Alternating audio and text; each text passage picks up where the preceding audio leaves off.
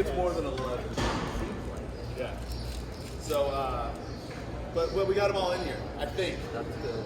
There might be, maybe some people not. I don't know. But, we'll worry about that later. It's not their problem. That's right. It's true. They made it. So, the song that was picked today, voted for, Deep Dive, is Lightbringer. Oh, nice. I like Lightbringer. I wanted to call the record Lightbringer.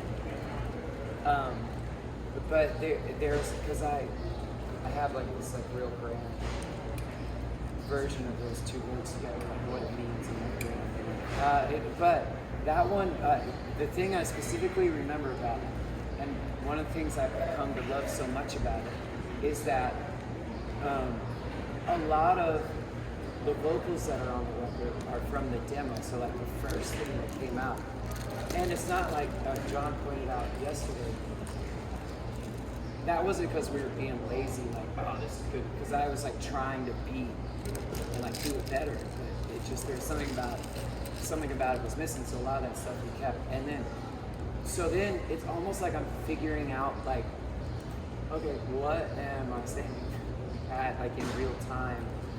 But the thing, it's this subconscious thing, like when you're doing the demo part, because you're just kind of throwing out sounds to see what will work, or like where you might want to go. And oftentimes those sounds, when you go back and listen, you'll be like, you'll tell yourself some shit, like, and because I believe in, I was saying this and it can get kind of, but like I believe that there's, with humans, I believe it's very possible to lock away certain versions of ourselves, certain parts of ourselves, and for whatever reason, but they're kept like, it's like maximum security. And I think that oftentimes, though they don't need to be driving all the time, you'd probably be better off if like they were hanging out and helping with directions or something. And so it's in those moments in the song, oh my God, this is a long walk, I'm sorry.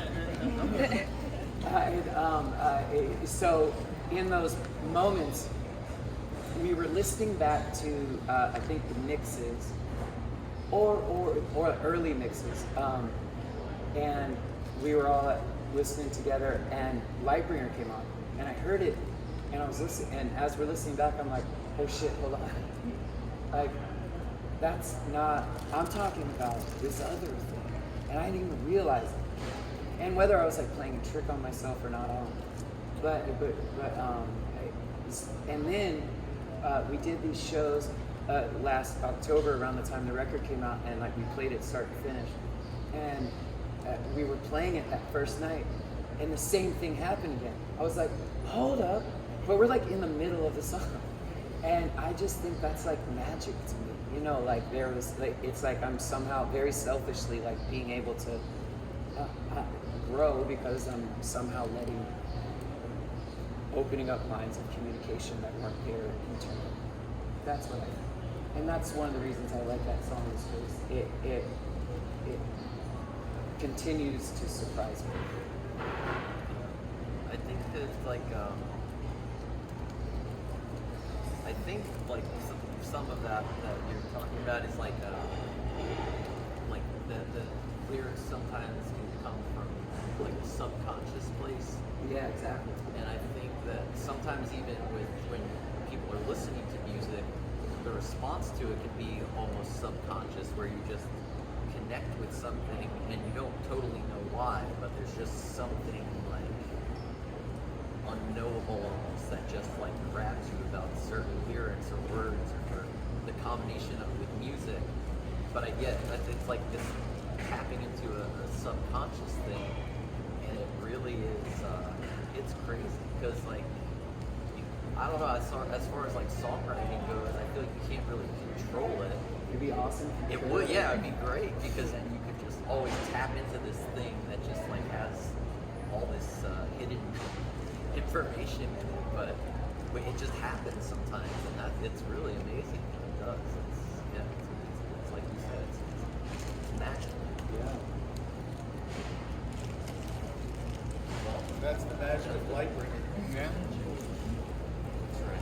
Broad light. Good. That's good. Well thought out. Thank you. Wow, good. Thank Yeah, you. I was just, whatever was coming up here was coming right out there. I'm glad it worked out this time. All right, I've got some questions.